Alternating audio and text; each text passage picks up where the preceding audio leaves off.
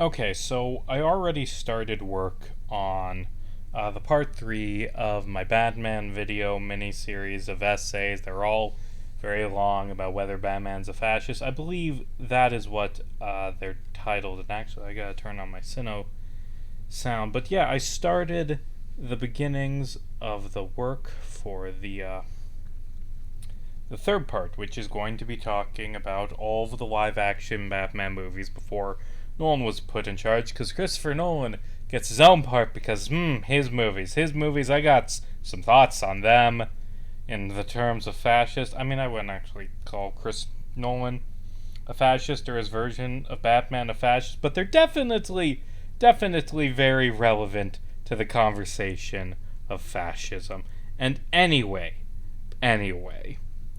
uh, the first thing is going to be a twist in that video that I'm just going to spoil now.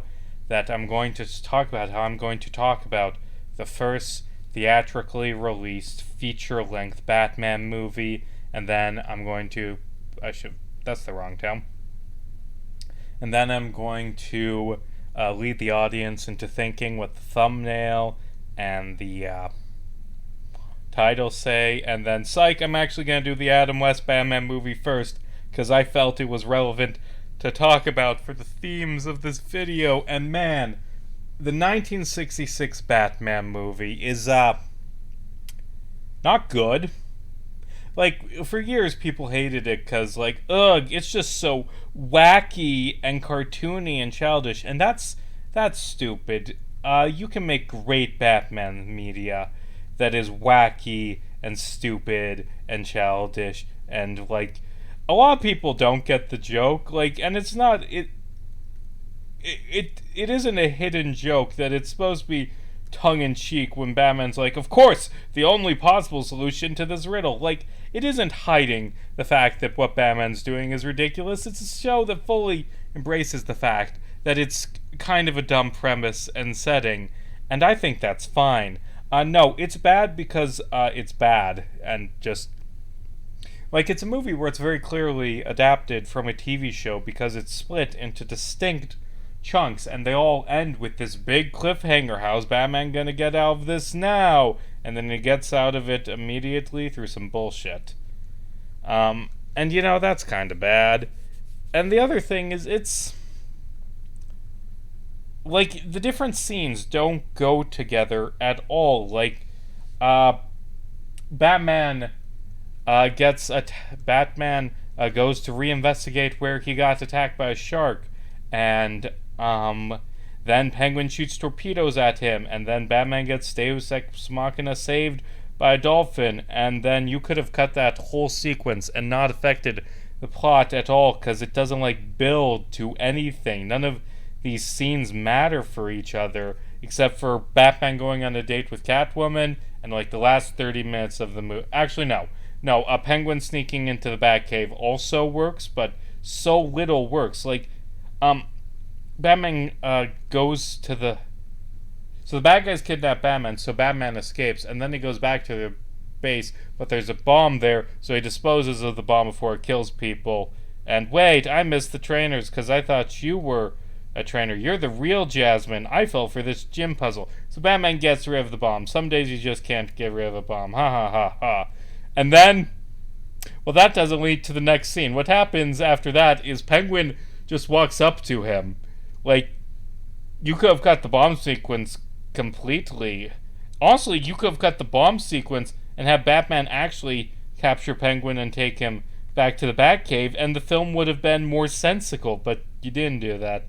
And so Penguin goes up to. This is the dumbest thing in the whole movie. Penguin goes up to Batman in a bad disguise and says, "Hello, I am not the Penguin. I am the guy I kidnapped who you're looking for."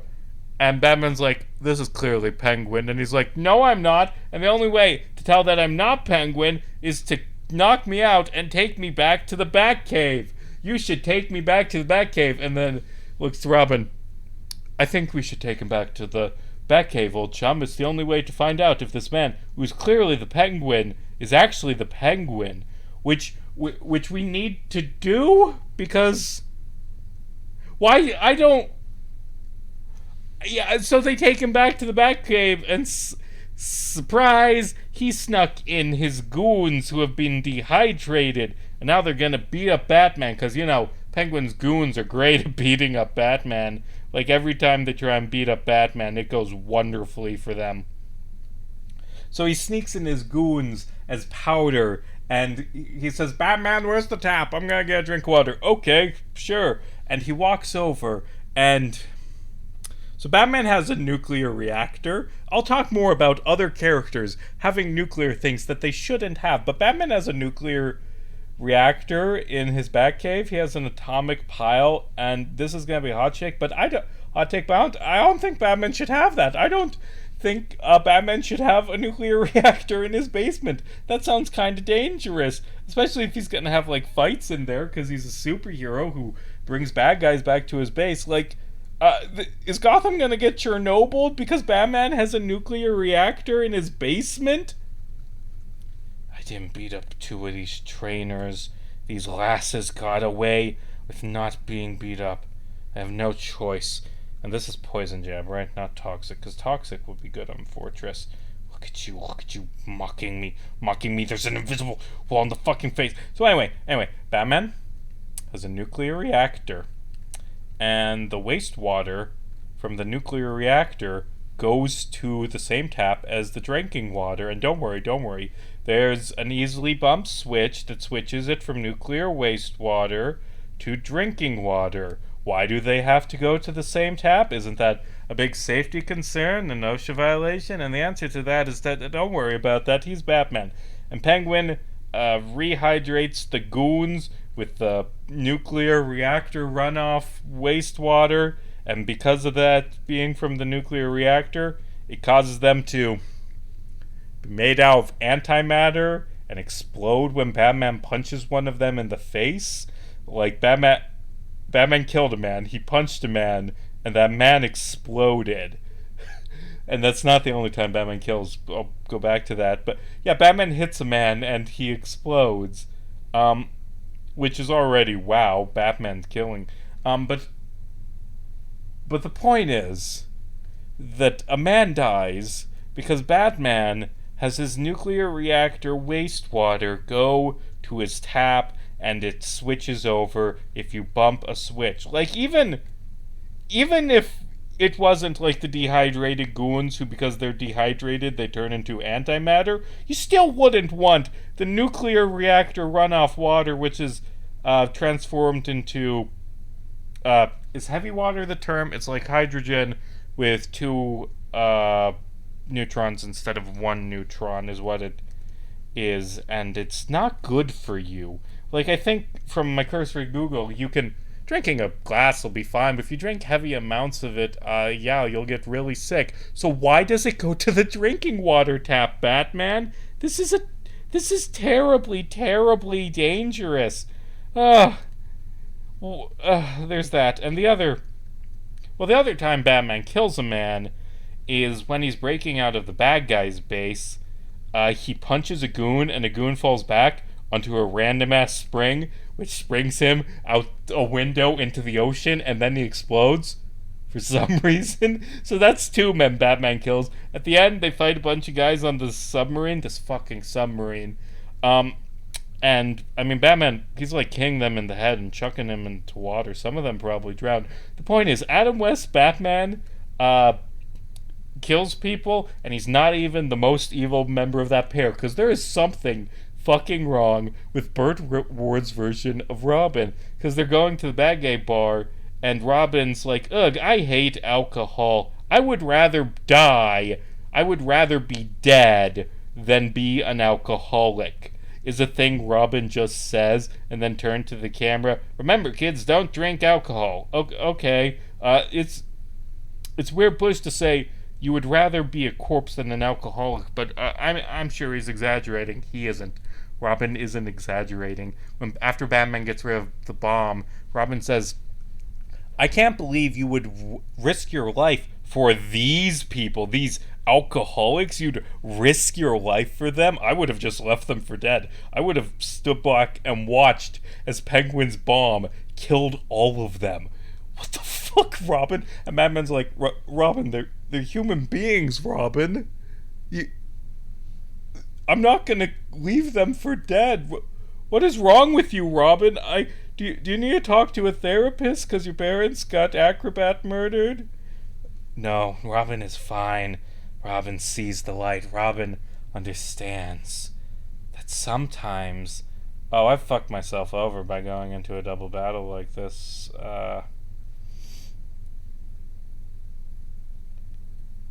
I'll be fine. I'll be fine. Ooh, that's bad. Ooh, that Swift. You're using a mediocre pop star who released the same album 40 times for some reason. Oh, I hope I don't get Swifties to giving me death threats in the thing. But anyway, it's not the only time Robin's fucked up. So at the end of uh, the movie, the bad guy's plan is to kidnap all of the members of the United Nations Security Council and dehydrate them and hold them for ransom.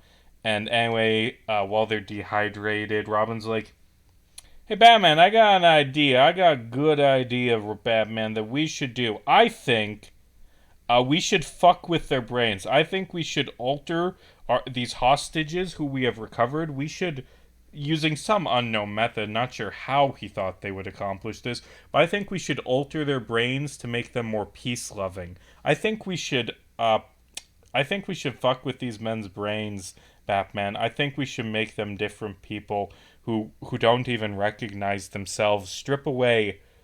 I think we should essentially lobotomize these men, Batman. Like, what is wrong with Robin? Like, he's gonna grow up to be fucking Rorschach. This version of Robin is not okay. And the other thing I said I go back to is Penguin. Penguin has nukes. He doesn't hold the world hostage with the nukes. But yeah, he got some nukes. He has nuclear missiles. Because he bought a nuclear submarine and converted it into a penguin because he's the penguin and he likes penguins. He's like fucking Crump from Yu-Gi-Oh, the Penguin Man who possessed Taya, and I genuinely, no joke, thought that was a thing that actually happened because I discovered the series through Yu-Gi-Oh Bridge. But no, Penguin, he buys a nuclear submarine from the U.S. Navy that is like, oh, this one's old, let's just sell it. I mean, because it's a submarine. It isn't that, it can't be super old. I don't know. I guess I don't know the lifespan of submarines, but yeah, they sell the submarine without doing any background checks to a Mr. P. N. Gwyn. It's the Penguin. They sold the nuclear armed submarine to the Penguin, and you may be asking the obvious question: did they remove the nukes first? And the answer to that is no. They kept him in. He has nukes. Penguin. They call out the specific model number, the model type of the nukes. Polaris missiles, which were one of the main submarine missiles that was used by the United States Navy during the 50s. Yeah, those are nuclear missiles. We see one, and it is stock footage of the U.S. Navy firing a nuclear missile. Penguin has nuclear missiles. Penguin has nuclear missiles, and it's only ever used because Riddler likes skywriting with them, although while he's skywriting, he accidentally hits the Batcopter and almost kills Batman and Robin. The villains would be... These villains are kind of dumb.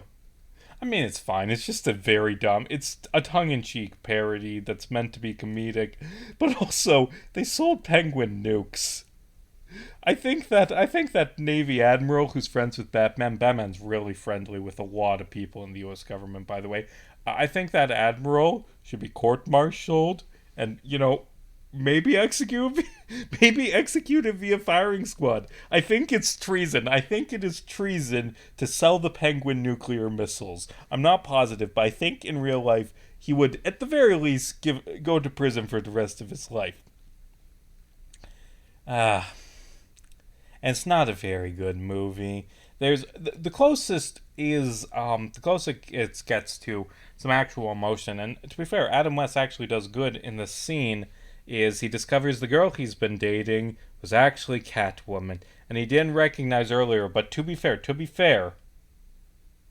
she doesn't look like Catwoman because they recast her. Because her actress couldn't appear in the movie because of scheduling conflicts. So actually, yeah, he won't be able to recognize Catwoman. And, there's some pathos of that. That's nice. But yeah, they sold Penguin nukes, and Batman kills a few people. Robin is gonna grow up to be Rorschach. Overall, okay movie. Why'd they bring this puzzle back? It's the worst puzzle in any gym. Okay. Um, let's see. Come on. Give me. No, it can't be there because of process elimination. Okay, it was the last two. Just sticking my hands through this trash because stupid Lieutenant Surge. I bet that's. Oh, yeah, it does work how it works in the other games where it teleports. Okay, thank you. So, it's Labor Day. Oh my fucking god, I hate this goddamn puzzle. It's just the worst.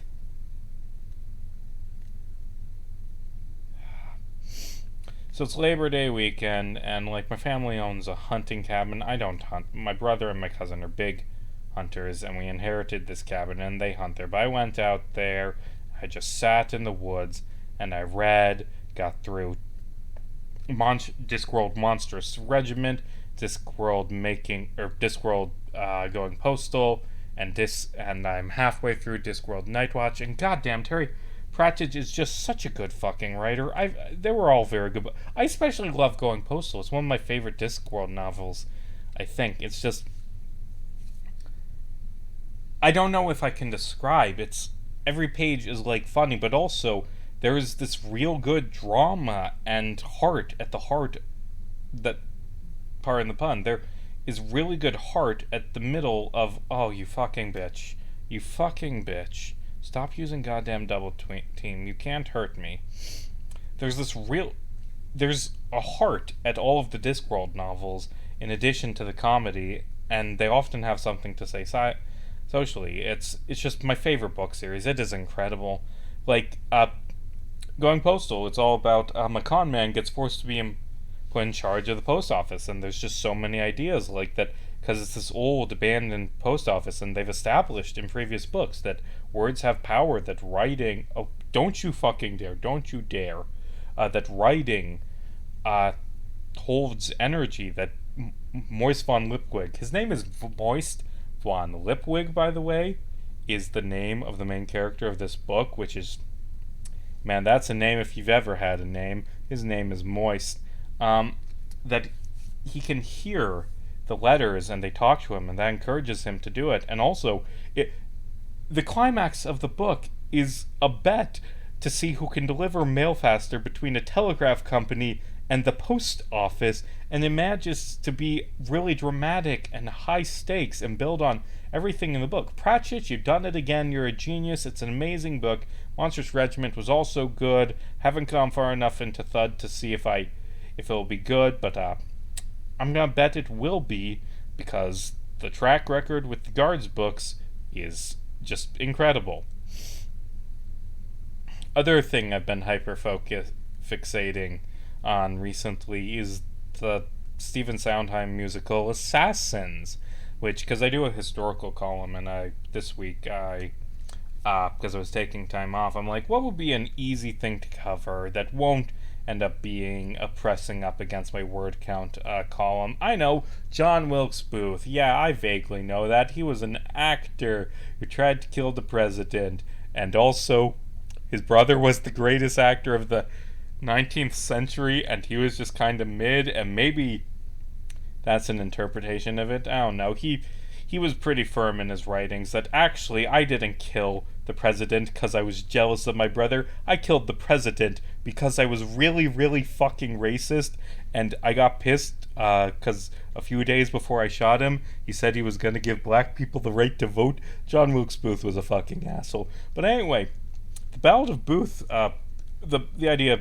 of Assassins, it's a musical about people who've tried to kill the president of the United States, and they're all sitting around in a bar talking about what they've done, flashing back to it, and John Wilkes Booth's song is really, really good. The best in the whole musical, I would argue. It starts with, in the cast recording I heard, it's Neil Patrick Harris, who's essentially playing the play's narrator. He's eventually revealed that he's Lee Harvey Oswald, and he gets corrupted by the other assassin ghosts into killing Kennedy, which is very, very good scene. But it starts with him making fun of John Wilkes Booth. You did it because you got a slew of bad reviews, and like, shut up!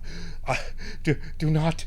I have dedicated my life to one single act. Do not steal its meaning from me. And then he gives this very sad, dying monologue as he is about to face the shootout that he dies in, and where I did it for my country, I did it for my brothers that died on the battlefield, and he sings this very good, very well written song like, damn my name if you must, let my body turn to dust, let my ashes mingle with something.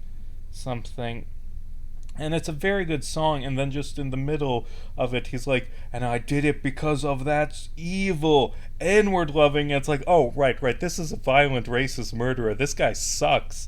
But he managed to convince you just briefly, which is a sign of good writing.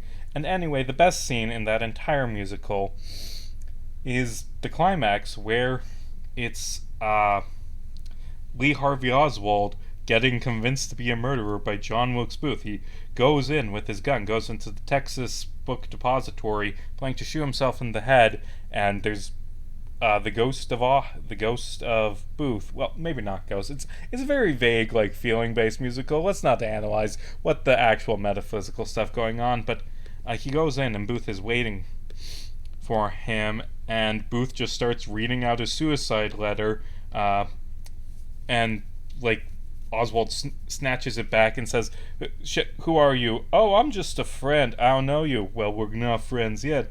And he's like, show me your badge. Oh, you think I'm from the FBI? Yeah, you love the FBI. They're the only ones who care about you. Like, tell us what you told the Soviets. The FBI is the only ones who care about you. And he's talks to Lee about how Lee's planned to kill himself because no one's ever cared about him. His father died when he was a baby. His mother was abusive. His wife hates him. Soviets didn't care. Marines didn't care. And he's like, it's not gonna work killing yourself. I think you should give up on that. Haven't I already given up? I'm going to kill myself. No. You're doing it because you want them to care. You can see the funeral. You can see your wife crying, your mother crying, every boss who's ever fired you crying. It's not gonna work.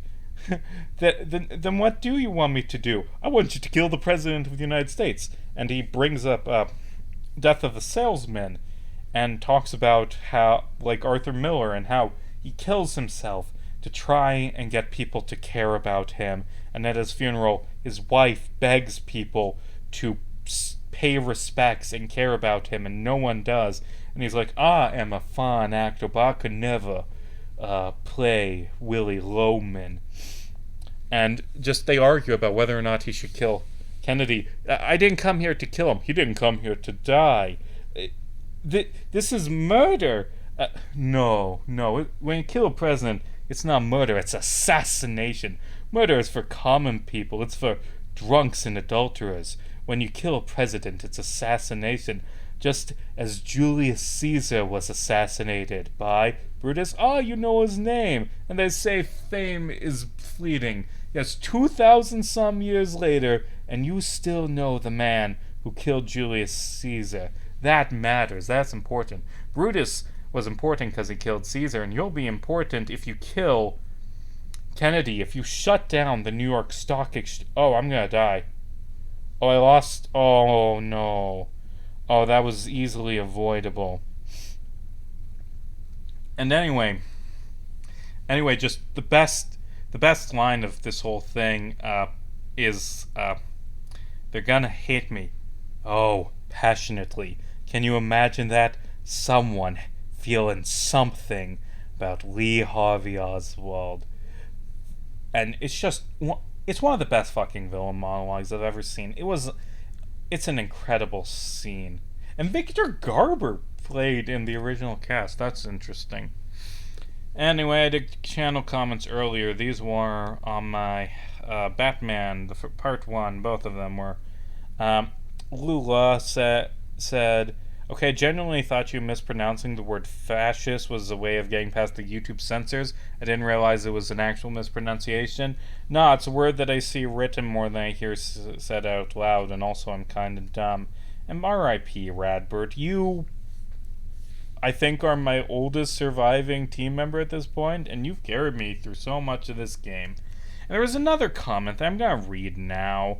I don't agree with a lot of this comment. I think the guy's kind of an asshole, but has a point. Elmore was right. This is an overly simplistic and pedantic take that completely misses the point of what he was saying. That's kind of contradictory. You can't be simplistic and, well, I guess you can, but it's like you're analyzing this too much. That's overly simplistic. No. Says, ashamed to have been recommended in my video, blah, blah, blah. Well, actually, there are many continuities in the DC universe, and a lot of writers are writing mature stories. God, you think people criticize superhero media don't know this? This is still a character written for 12-year-olds. But, like I talked about The Killing Joke, I don't think that was written for 12-year-olds. I think it's a well-written story by a very good author who had a lot to say, even if he has been burnt out on superhero comics over the time. Like, actually, I think superhero comics can have a lot to say. I think Alan Moore had a lot to say in the superhero comics he wrote. Like, I think this is full of shit. Like, actually, superhero stories can't be mature, which is why you shouldn't do critical analysis of them. Like, it's dumb and childish to do critical analysis. And he does have a point in the adults in this country need a plastic action figure character to pick up a story with mature themes, is what's concerning.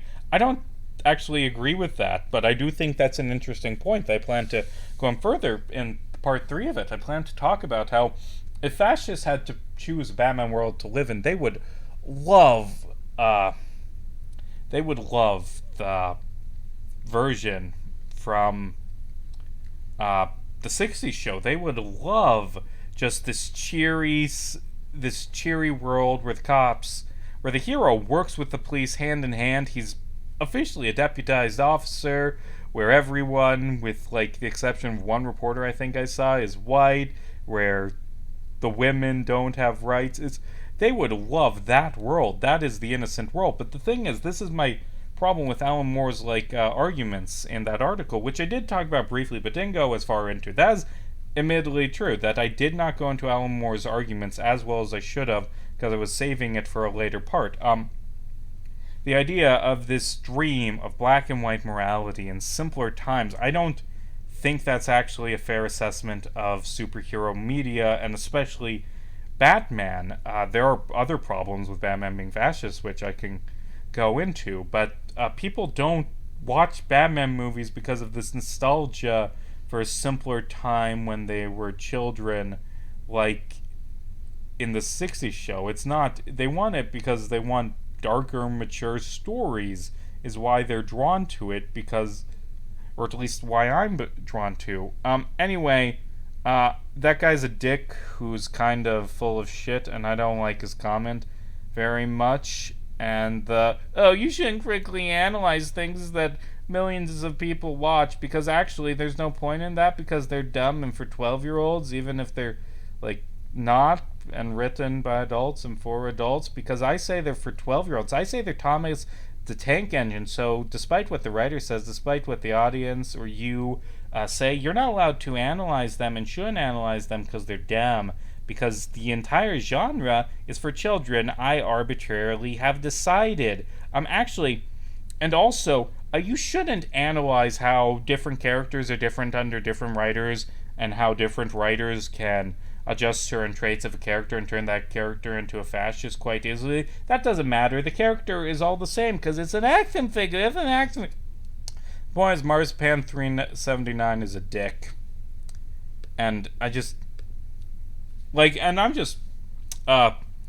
not even playing the game. I'm just running in circles as I ran about this. I think The thing that will piss me off the most as a video creator is the thing you should never say to me is, don't make a video or about this. Don't try to analyze this. I've had that when I made that video on Dave Chappelle. I had it when especially again and again, when I made that video on Team America World Police. I fucking hate the idea that people will come up to me and say, actually, don't think about this. Don't analyze what it is trying to say or look at it through a political lens. Don't try and think about things. And I think that is a very, very dangerous line of thinking. Like, I think that we shouldn't analyze the themes of superhero stories because they're just for 12-year-olds. I said that they're for 12-year-olds. Like, the idea of, like, being told you can't think about something, you can't write about it, you shouldn't, you should stop this, that just pisses me, it pisses me off, to be honest. I really fucking hate that comment. And they sold Penguin nukes. Like, they sold Penguin nukes. The United States military in that movie sells Penguin nukes.